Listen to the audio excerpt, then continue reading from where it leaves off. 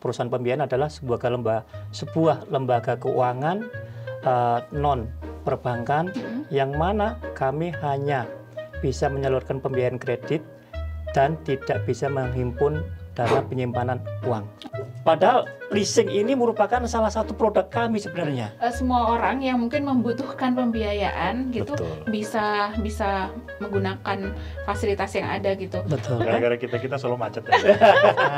Gara-gara jadi terlalu banyak menawarkan. Iya betul. Jadi mereka sangat antusiasnya proses kredit di tempat kami yang begitu mudah.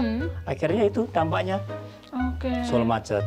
Madiun Raya dan pengen membeli mobil gitu, melakukan pembiayaan, saya tinggal datang aja ke dealer gitu ya. Terus kemudian saya konsultasi dengan mereka. Masyarakat ya, yang perlu diperhatikan satu, ketika Anda melakukan pembelian kendaraan, tanyakan BPKB-nya di mana. Hanya SNK ya, jangan dulu deh gitu dicek. Jangan-jangan ini masih di leasing ini. Sekarang banyak kan iklan-iklan Mbak di medsos. Ya. Sepeda motor A, mobil A, SNK only. Banyak. Harganya menarik sih. Iya. Harganya menarik. Dan fenomena itu, nah saya pengen tanya, fenomena itu sebenarnya apakah hanya merugikan dari perusahaan pembiayaan? Konsumen rugi nggak sih Pak ketika melakukan tindakan seperti itu? Halo, Assalamualaikum warahmatullahi wabarakatuh. Selamat siang, Sobat Expos Indonesia. Senang sekali saya Ika Yuniati kembali bersama rekan-rekan semuanya dalam Economic Chat Solo Post Media Group. Dan kali ini kita akan bahas mengenai tata cara penyelesaian kredit di perusahaan pembiayaan. Ini saya yakin rekan-rekan Sobat Expos di rumah tuh agak familiar ya berkaitan dengan kredit gitu. Kita hampir semuanya pasti menggunakan jasa perusahaan pembiayaan dalam membeli banyak hal gitu, mulai dari elektronik maupun kendaraan roda 2 dan roda 4 gitu. Bersama saya hari ini di studio Solo Post Media Group sudah hadir perwakilan dari Asosiasi Perusahaan Pembiayaan Indonesia atau APPI Forum Komunikasi Daerah Solo. Ada Pak Agus Wahyudi. Selamat siang Bapak. Selamat siang. Sehat ya Pak? Alhamdulillah sehat. Alhamdulillah sehat. Dan ada juga Pak Hadi Sutomo. Selamat siang. Selamat siang. Sehat Pak Hadi. Puji Tuhan, sehat. Puji Tuhan. Ya, ini tadi saya sudah mengawali obrolan dengan rekan-rekan Sobat Expos yang ada di rumah gitu terkait dengan perusahaan pembiayaan. Nah, sebelumnya mungkin bisa diedukasi gitu, perusahaan pembiayaan itu apa sih Pak? Gitu. Bisa dijelaskan secara umum. Sejauh ini apa yang di Solo seperti apa? Kemudian rekan-rekan mungkin sudah pernah bersinggungan dengan perusahaan pembiayaan ini apa nih? Bisa dijelasin dulu Pak. Terima kasih Mbak. Perkenalkan, saya Agus dari Asosiasi Perusahaan Pembiayaan Indonesia, yang mana saya di sini ditunjuk sebagai ketua, gitu kan? Yang tadi dari Mbaknya perihal perusahaan pembiayaan, ya. Mungkin masyarakat umum sudah mengetahui ya apa itu perusahaan pembiayaan. Tapi kami perlu jelaskan ulang, perusahaan pembiayaan adalah sebuah lembaga keuangan non perbankan yang mana kami hanya bisa menyalurkan pembiayaan kredit dan tidak bisa menghimpun dana penyimpanan uang. Ya, macam-macam dari kami Mbak, gitu kan? Kami ada pembiayaan yang tadi Mbaknya elektronik, kendaraan bisa roda 2 atau mungkin roda 4. Dan juga mungkin kami juga ada pembiayaan untuk investasi, untuk modal kerja. Jadi produknya ada tadi ya Pak ya? Macam-macam. Pembiayaan untuk roda 2, roda 4, elektronik. Dan investasi. Oh, ini yang menarik. Investasinya seperti apa? Kalau kendaraan mungkin kita bisa lihat ya, sehari-hari bisa dilakukan. Masyarakat umum selama ini kan ketika dia butuh modal kerja ya, dia hanya larinya ke pegadaian. Pegadaian. Kalau pegadaian repot, gitu kan? Repotnya begini. Jaminannya ditahan, unitnya ditahan. Iya, benar. Kalau di tempat kami enggak. Yang ditahan cukup jaminannya aja. Kendaraannya bisa dipakai sama yang bersangkutan. Jadi masih bisa memanfaatkan ya? Masih bisa. Kalau mau menjaminkan misal motor nih, motornya masih bisa digunakan? Iya, motor masih digunakan. Kira-kira kebutuhannya berapa, nanti kami lakukan transaksi. Ya, jadi nanti sama-sama bisa jalan. Gitu. Oh, untuk usaha bisa jalan, kendaraan juga masih bisa digunakan. Betul. Itu ada syaratnya nggak Pak? Syaratnya cukup mudah nggak sih? Atau cukup simpel sekali. Mungkin Pak Ati bisa bantu Pak Ati.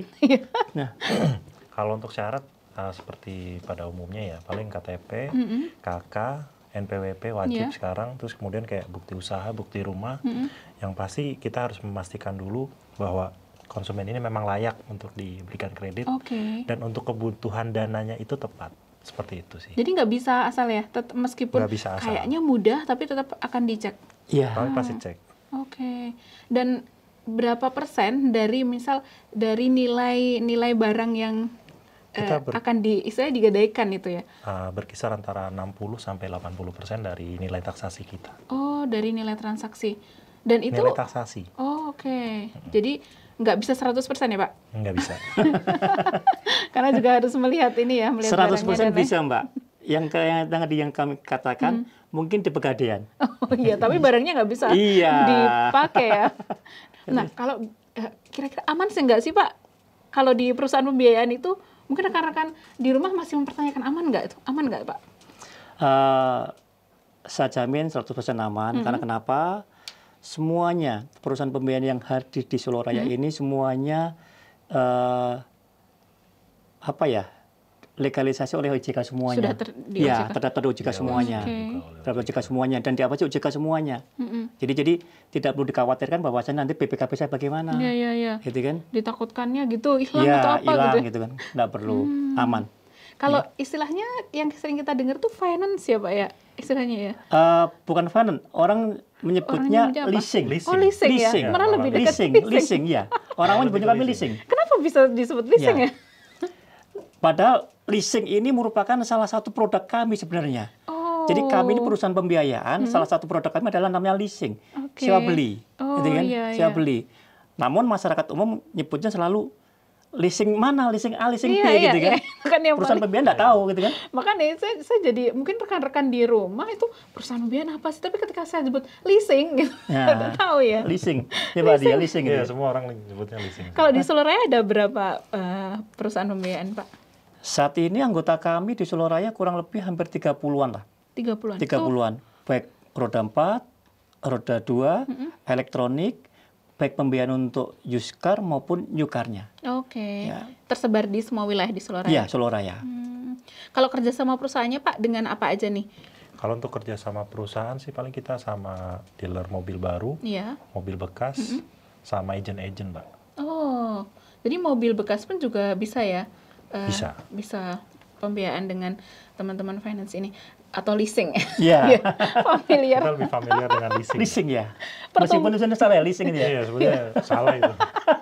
Iya, salah. Tapi gimana? Dengan kesalahan diksi itu, biarinlah gitu ya? Kita sudah memakluminya. Sudah memaklumi. Tapi menariknya juga, perusahaan pembiayaan ini bisa menembus ke wilayah-wilayah sampai ke daerah ya, Pak? Iya, misal betul. Kayak di Wonogiri yang paling pelosok pun di wilayah kecamatan, terus kemudian di Sragen itu bisa masuk juga. Apakah potensi pasar di sana memang cukup besar? Mungkin Pak Adi bisa jelasin? Kalau untuk potensi pasar sih kita sebenarnya terutama untuk daerah kota dulu ya, Mbak ya. Tapi nggak menutup kemungkinan memang di daerah pelosok-pelosok itu memang ada orang yang konsumen kita. Contoh kayak sampai Jatisrono, sampai Jumampolo gitu tetap ada sih. Kendaraan roda 2 ya? Roda 4. Roda 4 banyak, Mbak. Karena kan di mereka beli mobil, beli motor juga di kota juga. Iya, benar. Elektronik juga banyak. Elektronik mungkin iya, tapi untuk perusahaannya kayak yang bekerja sama mungkin kayak toko-toko elektronik gede di kota aja sih, Mbak. Cuma pas kebetulan konsumennya dari desa, dari pelosok-pelosok itu. Jadi artinya perusahaan pembiayaan ini nggak hanya fokus ke masyarakat perkotaan ya, Pak, tapi semua orang yang mungkin membutuhkan pembiayaan gitu bisa menggunakan fasilitas yang ada gitu. Betul. Nah, tapi kalau lihat pertumbuhannya di Solo Raya seperti apa, Pak? Cukup antusias sih ya kalau untuk masyarakat Solo Raya ini. Terkadang kami ngerasa bersalah. Coba mungkin Mbaknya di jalan. Malam Sabtu sekarang Solo macet enggak? Sangat ya. Sangat macet kan? Itu berarti karena bapak-bapak ini ya? Andil dari kami cukup besar sekali, gitu kan? Iya kan? Salah satu kami kadang-kadang, wah ini gara-gara kelakuan kita ini, gitu kan? Gara-gara kita Solo macet aja. Gitu kan? Gara-gara jadi terlalu banyak menawarkan. Iya betul. Jadi mereka sangat antusiasnya proses kredit di tempat kami yang begitu mudah. Akhirnya itu dampaknya. Solo macet.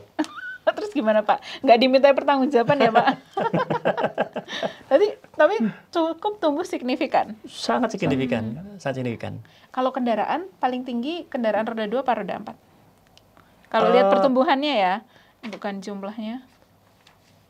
Hampir sama, Pak, Hampir ya. sama Gitu ya? ya. Karena gini, Mhm. tren sekarang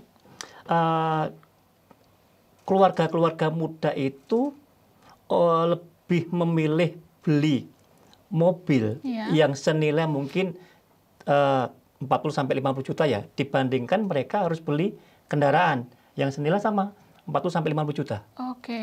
Gitu kan? Ya, jadi mereka sudah mulai beralih dari dulu mungkin menggunakan roda 2, sekarang mereka sudah beralih ke roda 4. Roda 4. Roda Oh. 4. Jadi pertumbuhannya hampir sama ya, Pak? Hampir Baik roda sama. 2 atau Hampir sama. roda 4. Itu sejak lama atau baru akhir-akhir ini nih, misal setelah pandemi atau yang lainnya? Setelah pandemi kayak tambah butuh pesat, Pak, dia. Tambah besar. Iya, tambah tumbuh pesat. Pesat tadi ya. Oke. Ya kan? Kalau dilihat wilayah nih, Pak, yang paling banyak wilayah mana setelah Solo? Solo otomatis yang pertama ya? Justru kita paling banyak di Sukoharjo, Oh, Mbak. malah Sukoharjo? Sukoharjo, Karanganyar, Oke. Klaten, Boyolali, baru Wonogiri. Solo menempati posisi yang... Solo mungkin nggak terlalu ya, karena kan Solo itu kota kecil. Kotanya lebih kecil lah dibanding beberapa wilayah tadi. Jadi paling banyak malah Sukoharjo? Paling banyak Sukoharjo. Mungkin Solo di urutan kedua kali, 2 atau 3 lah. Oke. Tapi ya mungkin Sukoharjo karena ini ya dekat dengan Solo dan Betul. perekonomiannya hampir mirip ya, 11-12. Iya. Mungkin. Wonogiri yang terakhir karena cukup jauh. Iya. Oke. Tapi kalau usia, rata-rata usianya berapa nih Pak yang menggunakan ini perusahaan pembiayaan? Sebenarnya kalau di kami itu ada batasan usia maksimum kredit ya, Mbak. Gitu kan. Minimum usianya itu 21 tahun, Mbak Dia. Iya, Oke. 21 minimum tahun 21 atau maksimum 64. kami di angka 60. 60 itu sudah plus tenor. Tenor itu kami rata-rata tenor kami di tempat kami 4 tahun jangka waktu kredit. Jadi seandainya usia sekarang 56 itu sudah batas maksimum. Karena plus oke. tenor sudah 60, gitu kan. Namun terkadang ya karena antusias tadi mungkin ada beberapa mungkin yang usia di atas itu pun kadang-kadang masih ada, gitu kan, masih ada untuk apa? Pengen beli mobil atau mungkin dia kebetulan pengen usaha namun kurang modal, akhirnya ya larinya ke perusahaan pembiayaan. Jadi beragam ya? Beragam. Tapi kalau secara aturan sebenarnya batas maksimumnya cuma 60. Oh. 60. Kan tadi dibilang produknya adalah tadi ya Pak ya, untuk pembiayaan kendaraan dan juga investasi. Investasi. Nah, yang paling banyak di antara dua itu apa? Atau 50-50? Lebih banyak konsumsi ya, Mbak ya? Lebih banyak konsumtif konsumsi. ya. Lebih banyak konsumsi. Oke. Kenapa bisa begitu ya Pak? Karena kan anak, terutama kayak anak-anak muda, keluarga-keluarga baru, ya seperti tadi Pak Agus bilang, butuh kendaraan untuk keluarganya. Atau mungkin orang-orang yang udah berkeluarga gede nih, beliin mobil atau motor buat anak-anaknya yang sekolah. Berarti kan itu lebih ke konsumsi kan, Oke. untuk transportasi sehari-hari. Oh, jadi lebih ke mungkin karena kebutuhannya juga seperti Betul. itu. Tren gaya hidup ngefek nggak sih Pak menurut Bapak? Tren gaya hidup pasti. Pasti. Kayak sekarang kan di Solo banyak mobil-mobil mewah kan. Mulai masuk banyak sekali. Iya. Mobil mewah banyak Pak? Banyak. Banyak. Ini kan. Wow. Kemarin saya ketika di Des Ekonomi gitu, tim Solo Pos yang teman-teman reporter sempat juga bikin analisis bagaimana penjualan mobil mewah di Solo tuh cukup meningkat gitu setelah Pak Jokowi 2 periode gitu, karena ternyata banyak mulai dari investor dan lain-lain yang ke Solo. Nah itu ngefek nggak Pak? Mungkin efek Pak Jokowi. Mungkin ya Mbak ya, kalau masalah Nggak itu tahu saya ya. kurang tahu ya. Dampaknya, tapi bisa iya, terlihat bisa tidak gitu juga. bahwa Karena premium car di Solo juga udah mulai banyak sih. udah mulai banyak ya Pak. Iya, kayak customer kita juga banyak juga yang ambil premium car. Ya 400 juta ke atas lah ya. Udah cukup. Cukup banyak. Rata-rata pengusaha ya yang kayak gitu. Kalau dilihat dari latar Rata-rata belakang. pengusaha sih. Karyawan ya ada lah ya. Karena kalau karyawan tuh nggak kuat di angsurannya Iya nanti. ya, cukup ini. Kalau karyawan mungkin karyawan ini ya perusahaan yang luar biasa gitu dengan angsuran segitu. Atau mereka punya penghasilan Iya, tambahan. Ya, penghasilan bisa tambahan. jadi. Karena konon kalau di era sekarang tidak bisa hanya mengandalkan satu penghasilan ya, harus ada penghasilan tambahan. Nah, Pak, kalau Dida tadi kan cukup mudah ya, saya pikir untuk bisa difasilitasi. Nah, selain kemudahan itu ada nggak fasilitas lain yang ditawarkan oleh perusahaan pembiayaan? Kalau untuk proses kita sih lebih cepat ya daripada bank ya. Daripada bank yang Paling lainnya. itu sih. Lebih ke prosesnya ya Pak ya? Betul. Oke. Sama kita lebih fleksibel lah ya. Fleksibelnya seperti apa tuh? Fleksibel ya kalau di bank mungkin butuh rekomendasi dari RT atau butuh apa segala macam data keuangan yang sangat detail. Kalau di leasing mungkin misalkan ada suatu data nih ini nggak ada, mesti ada bisa digantikan oleh data yang lain. Yang penting dari pihak kami kita tahu nih bahwa memastikan bahwa konsumen ini memang layak untuk dibiayai seperti itu. Oke. Kalau dari pihak leasing sendiri ya, saya jadi ikut-ikutan leasing. Kayak pengen kredit ini Mbak. Iya, kayak pengen kredit ini. Pengen kredit. Kalau dari pihak leasing sendiri, antisipasi yang dilakuin gitu dengan berbagai kemudahan tadi ya Pak, antisipasi yang dilakuin supaya nanti tidak kita malah dapat konsumen yang ternyata dia memanipulasi data dan lainnya, itu apa Pak selama ini dilakukan? Untuk mitigasi resikonya paling ada kita verifikasi lingkungan, terus kemudian ya kita ngajak ngobrol benar-benar. Kan orang biasanya ya Mbak ya, kalau bohong kan nggak bisa lama-lama Mbak. Biasanya seperti itu. Capek juga ya kalau kelamaan. Kalau nggak, terus kemudian kita ada cek data di Dukcapil, benar nggak KTP itu, benar nggak fotonya. Terus dari internal kami juga pengecekan slik OJK bahwa karakternya nih, karakter bayar seseorang kan semua tercermin di slik Mbak. Gitu sih. Itu cara memastikan ya Pak ya. Dan itu juga salah satu mitigasi dari kita. Kami pun juga ada cek APPI ya. Betul, cek APPI, ini konsumen blacklist atau enggak, pernah kredit di mana seperti itu. Jadi ada ini juga ya, ada pengecekan bertahap gitu yang dilakuin oleh mitigasi kita Mbak, buat jaga-jaga supaya kita memastikan nih bahwa konsumen yang kita biayai adalah konsumen yang layak untuk kita. Biayain. Oke. Nah, kalau misal saya mau beli kendaraan gitu, tapi saya bukan orang Solo Raya, bisa nggak Pak? Apa harus domisilinya di sini? Tergantung perusahaan pembiayaan tersebut Mbak. Kayak misalkan ada beberapa perusahaan yang ada cabang-cabang di luar. Jadi ada dua cara nih. Yang pertama, proses dari Solo. Jadi ada beberapa perusahaan yang memang yang jadi patokan adalah tempat dia beli mobil. Jadi proses tetap dari Solo. Yang kedua adalah base-nya dari konsumen dari mana. Kayak misalkan dari Surabaya. Kadang kita minta tolong cabang Surabaya untuk proses kredit tersebut. Pasti kita akan cari solusi terbaik lah Pak. Tergantung perusahaan pembiayaan yang dipilih sama konsumen dan si dealer itu. Baik. Jadi tetap bisa ya. Ketika misal saya dari Jawa Timur gitu ya, dari Madiun Raya dan pengen membeli mobil gitu, melakukan pembiayaan, saya tinggal datang aja ke dealer gitu ya. Terus kemudian saya konsultasi dengan mereka. Betul. Tapi yang lebih baik itu datang ke dealernya atau ke perusahaan pembiayaan dulu sih Pak? Sama aja sih ya. Atau misal sama aja. Kami cukup fleksibel.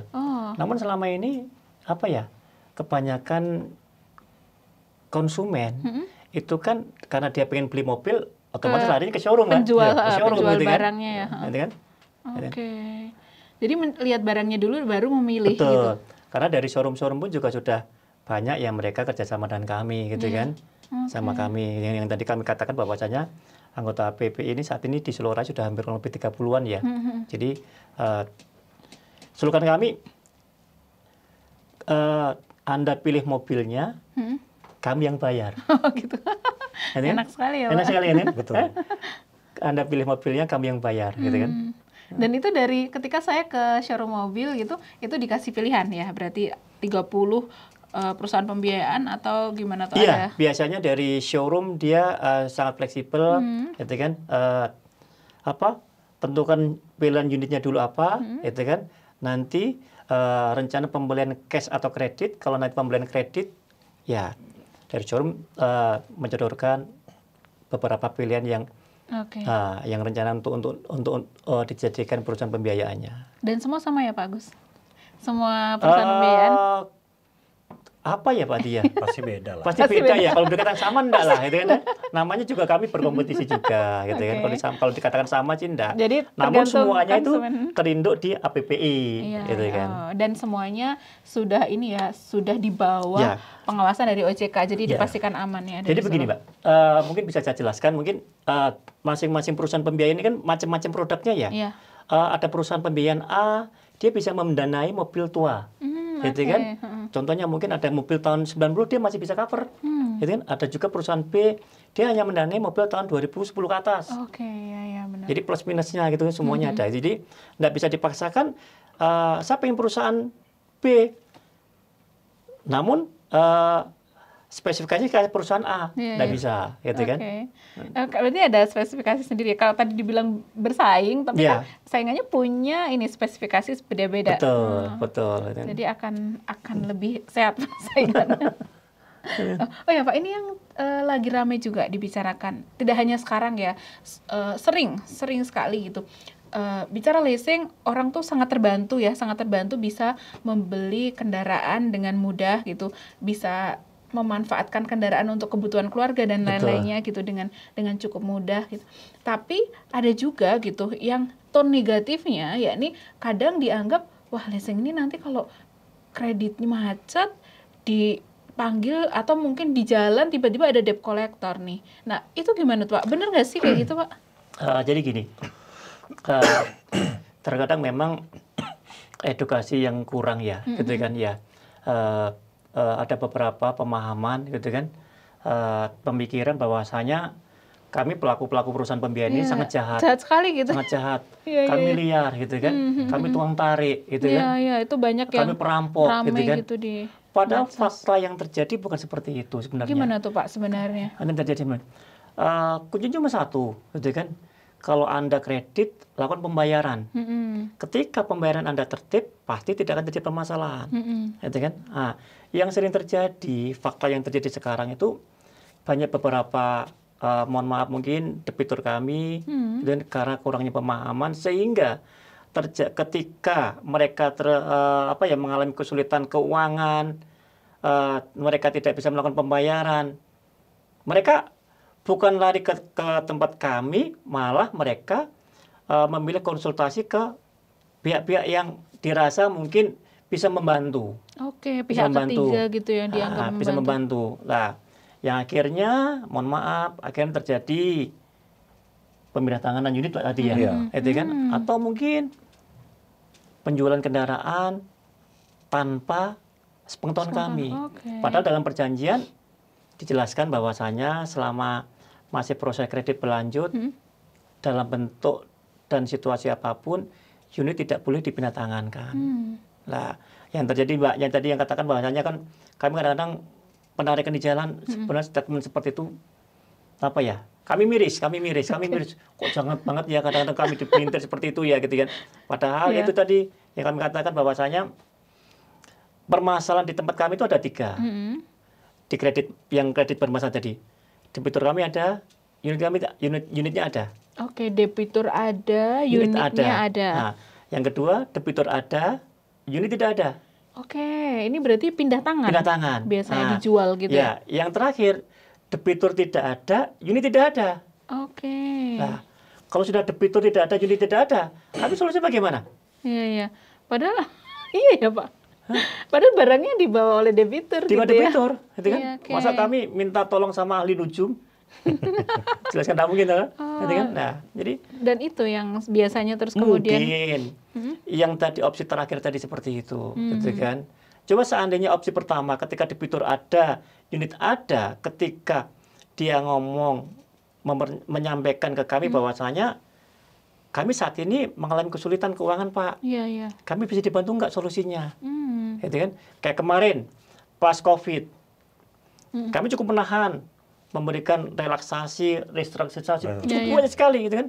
Karena ya di perusahaan kami pun juga paham bahwasanya namanya fluktuasi ekonomi seseorang kan tidak bisa dipaksakan. Ada naiknya, ada turunnya, gitu kan? Lah, ketika pas turun itu seharusnya, mohon maaf, para debitur ini bisa ngomong ke kami, solusi terbaiknya bagaimana, gitu kan? Apakah akan direlaksasi atau restruk, atau kalau memang yang bersangkutan betul-betul sudah tidak sanggup untuk melanjutkan, unit ini bisa kami jual bersama. Ada opsi begitu Pak? Ada. Misal sudah setengah tahun ketika itu diambil langsung kan jadi merasa rugi ya, sudah bayar gitu. Berarti ada opsi untuk Ya, dijual jual bersama. bersama. Jadi nanti untuk melunasi piutangnya berapa, sisanya kami langsung kembalikan kepada debitur. Berarti sebenarnya semua bisa dibicarakan ya. Semua bisa Bisa dibicarakan. dibicarakan. Gitu Karena kan? biar ya ketika kalau ada tadi opsi yang paling terakhir ketika ada yaitu misal di jalan dicegat, itu sebenarnya dalam kondisi yang seperti apa sih Pak? Biar masyarakat juga tahu, biar nggak terus deg-degan setelah ini aku kreditnya 2 bulan nggak bayar tak ke pihak ketiga, biar gitu. Jadi begini, mungkin untuk masyarakat ya, yang perlu diperhatikan satu, ketika Anda melakukan pembelian kendaraan, tanyakan BPKB-nya di mana. Oke. Jadi jangan sampai Anda melakukan pembelian sebuah kendaraan tanpa dokumen. Nah, dokumen ini bisa 2, ada STNK dan ada BPKB. Oke. Ya, mungkin yang kadang-kadang masyarakat itu lupa bahwasanya pembelian kendaraan itu cukup dilampirkan dengan STNK. STNK. Dia tidak pernah menanyakan BPKB di mana. Ternyata BPKB ada di leasing. yang poin terakhir tadi, poin ketiga tadi, terjadilah itu. Gitu kan? Oh, jadi poin ketiga itu bisa jadi itu adalah orang lain juga yang membeli ya. Betul. Yang membeli pindah tangan ini. Betul. Dan kebanyakan Dari yang debitur. poin ketiga itu bukan debitur. Oh, kebanyakan malah bukan Bukan debitur. debitur. Bukan debitur. 100% bukan debitur. Oke. Bukan debitur. Menarik ya. Ternyata saya pikir tuh debitur. Bukan debitur. Jadi debiturnya agak nakal dengan menjual ke orang lain. Betul. Dan orang lain ini Yang jadi korban. korbannya, yang jadi korbannya akhirnya gitu. Jadi ini mungkin bisa jadi catatan ya untuk para pembeli mobil gitu. Kalau misal hanya SNK ya jangan dulu deh gitu dicek. Jangan-jangan ini masih di leasing ini. Sekarang kan BPKB-nya. banyak kan iklan-iklan Pak di medsos. Ya. Sepeda motor A, mobil A, STNK only. Oke. Banyak. Harganya menarik sih. Iya. Harganya menarik. Dan fenomena itu, nah saya pengen tanya, fenomena itu sebenarnya apakah hanya merugikan dari perusahaan pembiayaan? Konsumen rugi nggak sih Pak ketika melakukan tindakan seperti itu? Sangat rugi sekali. Apa kerugian yang? Cara materi, gitu kan? Dia pinjamannya tidak balik ya, gitu kan?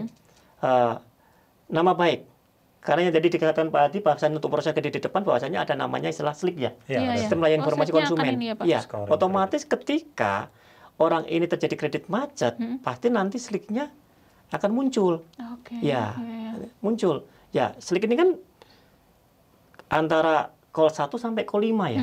Ya, kalau sudah macet tadi, dia akan masuk kategori call 5. Padahal ketika sudah capek call 5 ini, itu nanti akan ada catatan yang tidak bisa dihilangkan. Oke. Yang tidak bisa dihilangkan. Otomatis akan berpengaruh ketika suatu saat konsumen ini pengen mengambil pembiayaan lagi. Akan terekor terus. Ya. Ya itu bahaya juga ya. Bahaya juga. Padahal hidupnya nggak selesai di pembiayaan mobil. Bisa jadi setelah itu dia harus mengajukan untuk usaha dan lainnya. Betul.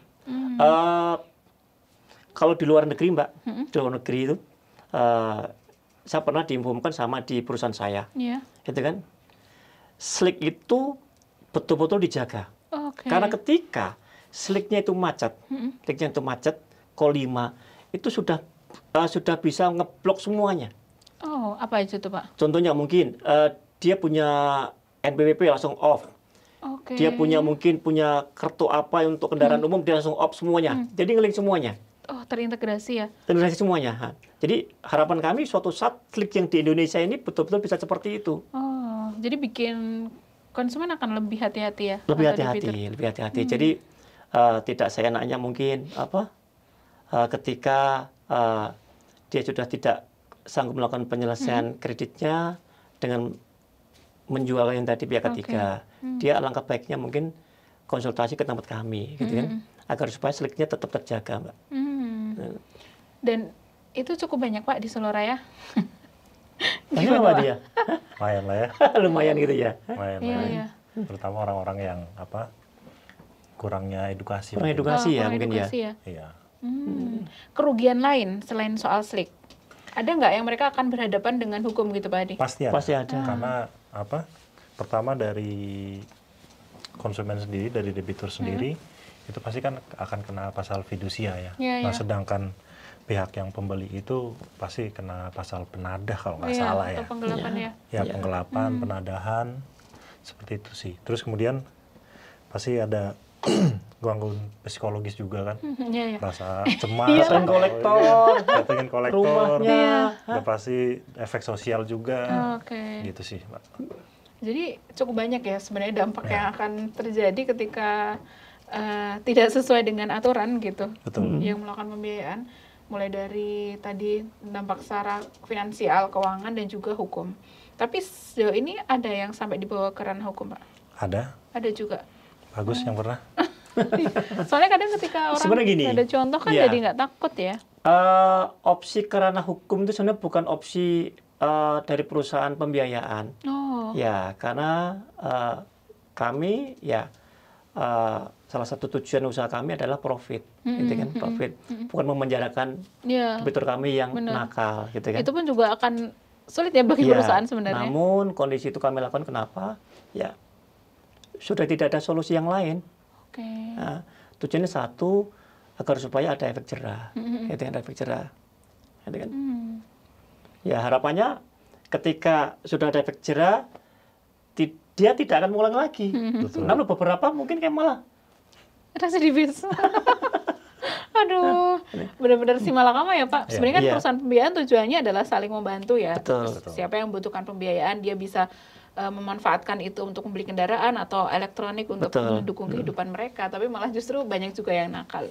Berarti gini aja, ketika mungkin debitur mengalami masalah dengan pembiayaan atau kredit, hal yang pertama harus dilakukan adalah ke ini ya, ke perusahaan langsung ke pembiayaan kami, aja. langsung perusahaan kami. Konsultasi. Ya. Karena banyak cara atau Ya. solusi yang akan Jadi diberikan. tidak perlu ragu, tidak perlu khawatir bahwasanya nanti petugas perusahaan pembiayaan akan nakal. Tidak perlu khawatir. Karena Oke. kenapa?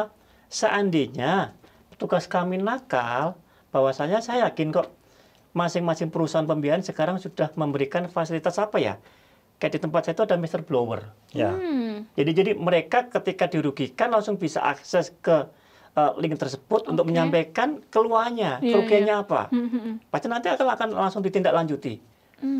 Apalagi yang sekarang di OJK itu apa Pak nama coba? customer care kan. Ya customer care ya, Iya, customer iya, care. itu Customer care sekarang dibantu juga sama OJK. OJK. Jadi masing-masing perusahaan pembiayaan wajib ada situs itu, akses itu. Jadi nanti akan langsung terintegrasi dengan OJK. Jadi tidak perlu minta bantuan ke pihak manapun. Oke, jadi catat tidak perlu minta bantuan ke pihak manapun Iya. ya, langsung ke perusahaan pembiayaannya. Karena memang mereka yang memberikan pembiayaan gitu ya. Iya. Justru aneh ketika ke pihak ketiga dan itu fenomena yang saya juga baru tahu Pak sebenarnya. Nah, tapi kalau tadi kan bicara soal ketika kita sudah tidak bisa membayar dan apa yang harus dilakuin. Tapi sebelumnya saya pikir sebenarnya ada mitigasi ya. Mitigasi yang bisa dilakukan oleh calon debitur. Ya. Pencegahan supaya dia tidak sampai kreditnya macet. Apa yang perlu dilakuin nih Pak? Yang pertama adalah dia harus tahu dulu nih kapasitas dia sampai mana. Oke. Mungkin dari hitung antara penghasilan sama angsurannya. Terus dia juga harus tahu nih simulasi kreditnya seperti apa. Terus untuk apa? Barang yang diambil, entah itu mobil atau motor, itu sesuai nggak sama kebutuhannya. Karena banyak sekali anak-anak muda atau bahkan orang tua terjebak dalam kebutuhan-kebutuhan yang nggak penting sebenarnya. Oke. Jadi kayak ngikutin tren Iya, aja. ngikutin tren. Gitu sih, jebakan-jebakan ekonomi seperti itu yang bikin kredit macet itu banyak. Banyak. Oh, jadi mitigasinya itu lihat kebutuhannya Iya, dan betul. kemampuan. Tapi kalau mungkin di perusahaan pembiayaan gini Pak, atau di tempat Pak Hadi sendiri, ada nggak Pak edukasi-edukasi seperti itu? Jadi ketika misalnya kerjasama dengan perusahaan tertentu, terus kemudian tetap ngasih informasi edukasi, lihat nih soal kemampuan kamu dan lain-lain itu ada nggak? Kalau kita sih dilakukan pada saat survei sama KYC ya, Know Your Ya, Customer. KYC. Jadi memang lucunya ya Mbak ya, ada beberapa customer yang terkesannya itu memaksakan sih. Oke. Ya mungkin sebenarnya maaf nih ya, untuk makan aja sulit gitu kan. Tapi mereka paksain ambil mobil atau motor. Nah itu yang nggak apa-apa, kita dapat customer dari rekan kami atau dari dealer kami. Tapi kita edukasikan lagi ke customer bahwa ini loh Bapak gini. Nggak apa-apa, ini akan tetap kami proses. Nah nanti keputusan kan tinggal di kredit Pak, tapi alangkah baiknya nih Pak, Iya. Bapak coba hitung-hitung dulu. Paling kita sisipin edukasi-edukasi pada saat survei Mbak. Jadi tetap ini ya Pak, tetap ada edukasi. Tetap kita edukasi. Tapi ada yang kemudian, oh yaudah saya nggak jadi aja, atau mungkin jadi tapi dengan pembiayaan yang lebih kecil gitu. Mungkin iya ya Mbak ya, yang mereka, tapi kebanyakan di kita sih mereka tetap maju sih. Saja. Tapi terkadang malah tersinggung loh. Iya, Tersinggung, ada yang makanya kita tersinggung. lihat Yang nggak mampu orangnya. tersinggung loh. Hah? Makanya kita tetap lihat Serba orangnya, salah Mbak. juga ya. Yang tersinggung. Oh, berarti saya dikira nggak bisa gitu ya. Ya, itu kadang-kadang itu. Kalau kayak gitu gimana dari perusahaan pembiayaan? Ada nggak yang kemudian di cancel? Itu kan nanti kita tetap ada komite Mbak. Mungkin dari kita nggak rekomendasi, dari Iya. atas nggak rekomendasi, ya Oke. mau gimana lagi kan, seperti itu. Berarti ada juga ya, mungkin juga ya yang tidak direkomendasikan. Betul. Artinya perusahaan pembiayaan tidak terus, mumpung ada konsumen Oh, dikasihin aja. Antisipasi yang Ya. tadi. Iya. Pak Gus Nanti 3 poin tadi Mbak. jelaskan. Hah? Yang poin ketiga tadi semuanya. Unit debitur tidak ada, unit tidak ada semua nanti. Oh Kalau iya tadi ya. semua Kalau dipaksakan. dipaksakan ya, Iya. yang Iya kan? rugi juga perusahaan pembiayaan ya Pak ya. Betul. Oke. Tapi sejauh ini memang cukup banyak ya fenomena seperti itu yang sepertinya Lagi memaksakan. ngetren aja Iya. sih Mbak. Oh, lagi tren. Dan itu mobil atau Mobil, biasanya? motor. Mobil motor. Oh, oke. Mitigasi itu untuk anak muda aja atau untuk orang tua atau gimana tuh kira-kira Ya, Pak ini? kadang orang tua pun juga mereka nurutin kemauan anak ya. Oh iya. Itu satu. Kedua, ada banyak juga orang tua yang mereka gengsi nih tetangganya beli apa. Terus oke. dia ikut-ikutan nih beli Iya, apa. iya, iya. Padahal dia maksa. Nah, itu sih yang kadang jadi apa? Jadi bumerang juga. Terus kemudian ada lagi nih, ada beberapa orang yang mereka baru mulai usaha nih, ngerintis usaha. Baru kelihatan maju dikit aja. Mereka Langsung beli kendaraan. ya beli ini itu kan Oke, iya, iya. belum waktunya kan. Nah, Oh, kadang dari kita juga analisa berapa lama usaha itu udah berlangsung, terus berapa lama dia udah kerja di sana. Kayak contoh juga ada anak muda nih Mbak, anak muda lagi kan. Mereka baru kerja, keterima kerja di mana nih, langsung ngambil mobil premium. Tapi kita lihat lagi nih, Oke. orang tuanya di belakangnya kayak apa. Oh. Paling gitu juga Lihat jadi background ya. faktor pertimbangan juga kan. Jadi nggak semua kita pukul rata, tapi case by case kita analisa customer-nya. Oke. Tapi menarik ya, dia bisa jadi konsultan finansial juga. Saya ketika, ternyata ini nggak mampu dan mungkin bisa mereka dikasih rekomendasi dan lainnya, nggak langsung ambil. Betul. Edukasi kayak gitu juga dilakukan ke ini nggak sih Pak, rutin, misal selain ketika mau ada calon debitur, misal kayak tadi sebelumnya kan ada rekan-rekan dari ini sekuritas yang juga selalu melakukan edukasi rutin. Nah kalau dari rekan-rekan ini perusahaan pembiayaan di Solo apa juga ada mungkin agenda edukasi terhadap masyarakat terkait perusahaan pembiayaan dan juga terkait soal tadi finansial? Hampir setiap bulan ya, jadi petugas kami kan banyak, gitu kan. Petugas kami banyak. Jadi selalu mereka menyempatkan agar supaya ada pembinaan pasca pencairan. Iya. Jadi tujuannya satu, tata cara pembayaran, bagaimana caranya mereka melakukan pembayaran bisa tepat waktu, bagaimana caranya ketika terjadi permasalahan jangan sampai melakukan pelanggaran, jangan sampai main prestasi, gitu kan. Edukasi itu terus kami lakukan terus, gitu. Oke. Terus secara kontinu, gitu kan. Dan itu cukup efektif ya Pak? Cukup efektif gitu kan. Jadi mungkin kami kadang visit langsung atau mungkin banyak tim kami juga yang by phone dan sebagainya. Oke. Gitu kan. Karena tanpa itu kadang-kadang kami juga bingung ya. Orang beli mobil tapi cara pembayaran aja mau transfer aja bingung. Ada yang begitu. Masih ada juga. Oke. Sudah geser ke mobil tapi mau bayar transfer aja bingung. Ada seperti itu. Nah, kan tanpa edukasi ya kami tidak akan bisa. Ya. Kalau misal melihat tren 2025, tadi kan tren 2024 cukup meningkat.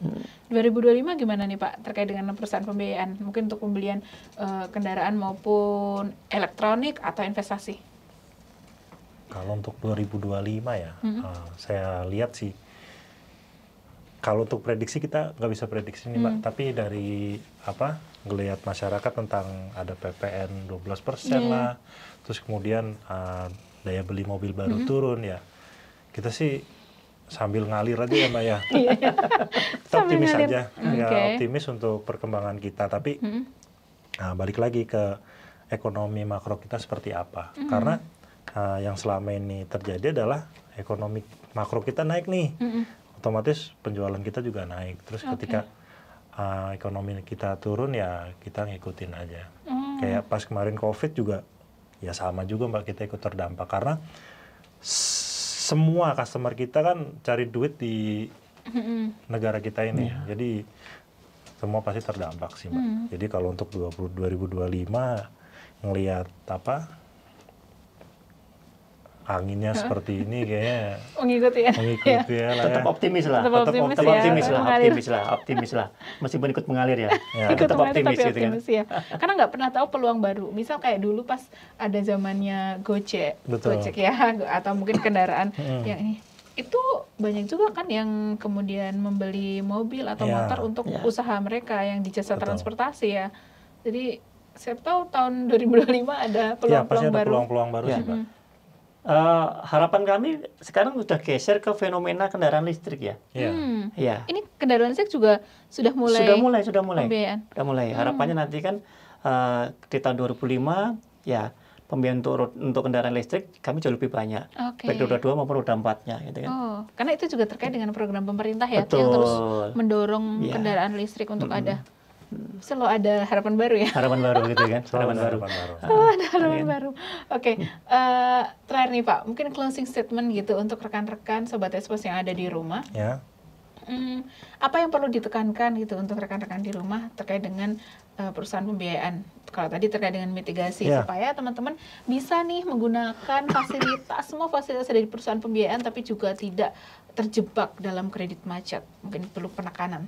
Oke, untuk saran ya buat teman-teman, kalau misalkan kita mau membeli mobil atau motor atau elektronik segala macam, kita sesuaikan dulu dengan kebutuhan dan kapasitas kita, kemampuan kita. Jangan sampai apa yang kita beli itu hanya untuk mengikut tren atau hal-hal yang nggak berguna. Terus kemudian kita benar-benar tahu nih perhitungan kreditnya seperti apa dan untuk jaminannya seperti apa, aman atau tidak, paling seperti itu. Terus kemudian setelah kita udah menghitung semuanya di depan, kita bayar angsuran dengan lancar, tepat waktu, pasti tidak akan terjadi masalah. Itu. Poinnya itu ya Pak ya? Poinnya itu. Nah, selanjutnya Pak Agus nih, kalau terkait dengan tadi, orang kadang takut untuk ke leasing atau perusahaan pembiayaan karena takut nanti ditarik oleh gitu kan, debt collector dan lainnya. Mungkin gitu apa yang perlu ditekankan oleh rekan-rekan bahwa perusahaan pembiayaan ini aman kok gitu. Oke, untuk para mungkin Sobat Expose, konsumen perusahaan pembiayaan ya. Sebenarnya tamu-tamu kami ramah-ramah. Tidak menakutkan tidak menakutkan, tidak seperti yang dibayangkan. Jadi seandainya di kemudian hari terjadi permasalahan terhadap kredit Anda semuanya, silakan datang langsung ke kantor-kantor perusahaan pembiayaan kami, gitu kan. Petugas kami cukup ramah kok, ya kan. Kami pasti akan berikan solusi. Anda semua tidak perlu minta bantuan ke pihak lain, cukup minta bantuan terhadap petugas-petugas kami. Kami pasti akan memberikan solusi terbaiknya buat semuanya. Oke, itu ya sudah dijamin ya. Kalau apalagi kalau rekan-rekan yang melihat podcast hari ini, benar nih, bukan tampang-tampang yang menakutkan atau jahat gitu. Karena ya kita sama-sama saling memberi manfaat ya, saya pikir dari rekan-rekan dari perusahaan pembiayaan memberi manfaat untuk para calon debitur juga harus sesuai dengan kerjasama di awal seperti itu. Menarik sekali hari ini, tapi besok-besok semoga kita bisa ngobrol lagi ya soal perusahaan pembiayaan ini lebih dalam gitu, karena di luar sana masih awam, apalagi orang taunya adalah leasing. Leasing. Ternyata salah sih Mas. Ternyata salah. Harusnya besok judulnya diganti leasing ya.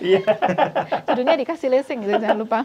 Jadi semoga kita bisa ketemu lagi ya Pak untuk diskusi lebih dalam gitu, supaya rekan-rekan semua di rumah juga tahu lebih dalam soal perusahaan pembiayaan. Terima kasih sekali lagi saya ucapkan kepada Pak Agus Wahyudi dan juga Pak Hadi Sutomo, perwakilan dari Asosiasi Perusahaan Pembiayaan Indonesia atau APPI, Forum Komunikasi Daerah Solo, sudah memberikan edukasi untuk kita semua hari ini. Salam dari saya, selamat siang, wassalamualaikum warahmatullahi wabarakatuh. Terima kasih.